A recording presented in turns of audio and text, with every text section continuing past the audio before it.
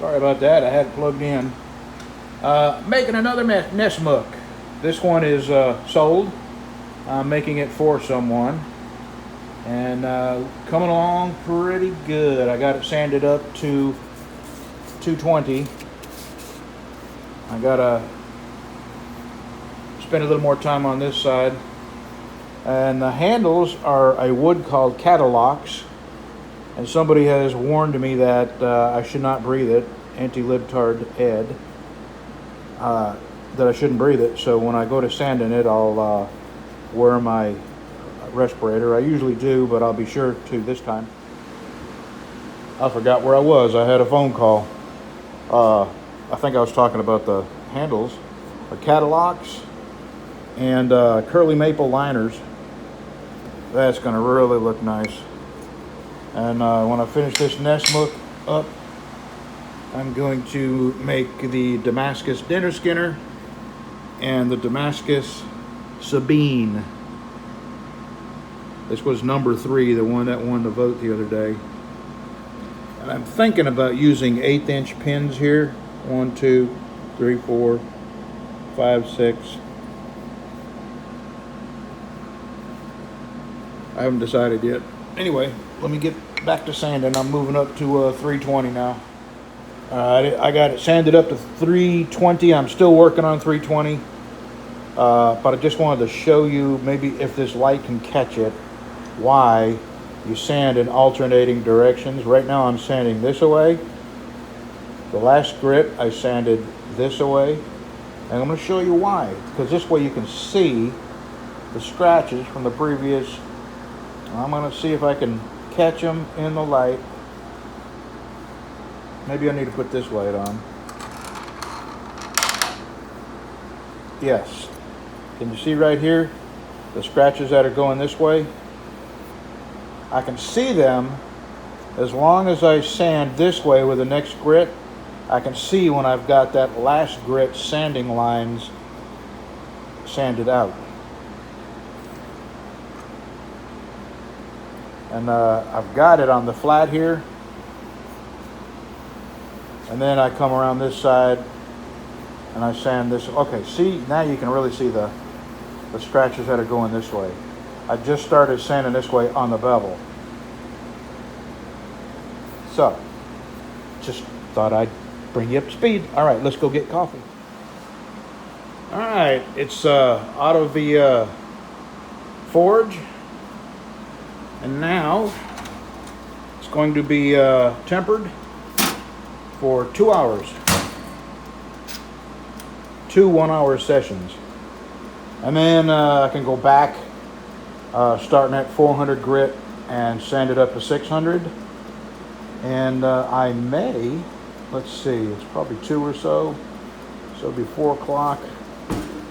I don't know if I'll be able to get it. I think I'll get as far as getting it out of here. I don't think I'll get it cleaned up.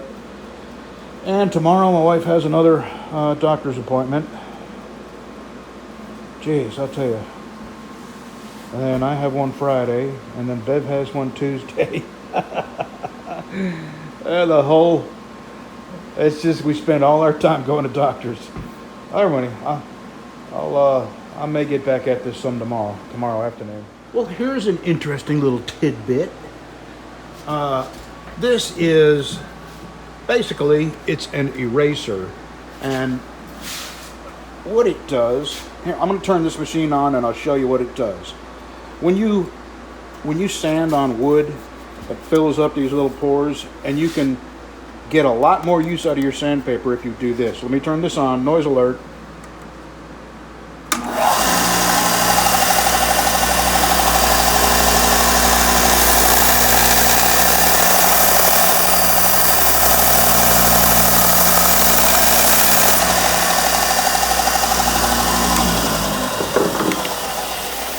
And what that does is dig the sap, the resin from the wood. It digs that out of the pores of the sandpaper, and you can make your sandpaper last a lot longer. But also, my knives, I sand the sides flat on this also, and of course it throws sparks. Well, there was this housing that came around, and on the bottom of it was this blower, and it blew the sawdust out this way. And I did not tell it, but this stuff is flammable. Man, I had me a little fire going on in here, and you know, I took it apart and I scraped all the stuff out of there. So I'm gonna leave all that stuff off of it. And yeah, that's just something I thought you might need to know. This stuff is flammable, man. It's rubber, but I guess you combine that with rosin from the wood, and it'll smolder, because that's what it was doing, smoldering, and it smells terrible. And this is another thing. Since I don't have the blower to turn, this is the blower, and this is the little pulley that a belt goes around here. So that'll give me a little bit more horsepower for this. It won't be wasting it on that, since I don't need it anymore. And this is going to free up a curved section. See, I can't use this. Number one, it's pretty wide, and number two, it's got a bit of a convex shape to it, and when you put anything on it, it throws it off one side or the other. But this is going to work perfect here for shaping the inside of my handles. But I just wanted to tell you about how that stuff is flammable and how I found out. I just thought this is the housing that was over it. I thought I'd show you where the fire was, right in there.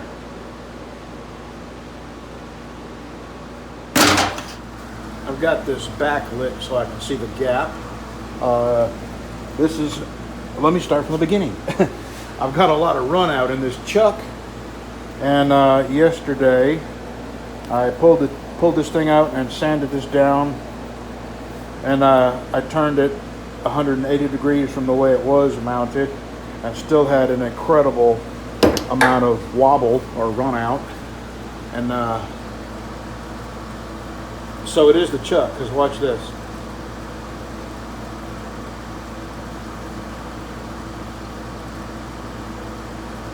There's no noticeable run out there. It's hard to do without wiggling. Here, let me move it back up. No, can't do it without wiggling. But there is